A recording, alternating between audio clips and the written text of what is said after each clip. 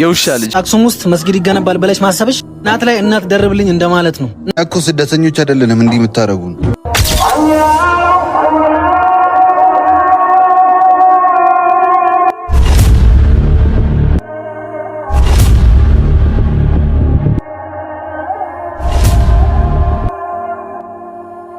ባታቸው የሰሩ ነው እዚህ አክሱም ውስጥ አላቅም አከልክለናቸው ነበር እኮ። ና እስኪ ሄደና ሳያቸው። ምን አባ የሰራ ነው አንተ? እዚህ ሰላት ለመስገድ እየተዘጋጀኝ ነው። ከዚህ በፊት ነግራችሁ አልነበር እንዴ? ግቢ ውስጥ ሰላትም ሆነ ኒቃብ መልበስ አይቻልም ብላ ነበር እንዴ?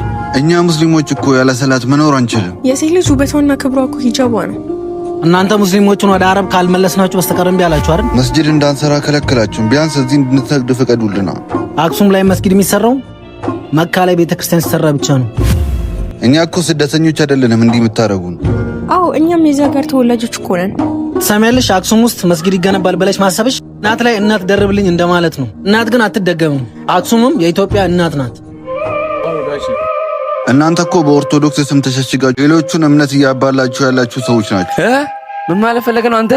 አዎ እውነተኛ ክርስቲያን እንዲህ አያረግም። አብረን በልተን ጠጥተን ተዋደን የምንኖር ማህበረሰቦች ነን። ኡፍ ብዙ ሰማናችሁ። ቁርአን ወይ አቃጥለው ወይ ቅደደው። እሺ አለቃ ነይ ቁርአን አምጪው እንጂ እንዳነካት እሷን ተወት። እንዳነካት እሷን አባን ትሄድ ከዚህ ቆሻሻ። ቁርአንን ከመውሰድ በፊት መጀመሪያ የኔንም ህይወት መውሰድ አለበት። በደስታ ነው አማረገው። ነይ አምጪውን። የውሻ ልጅ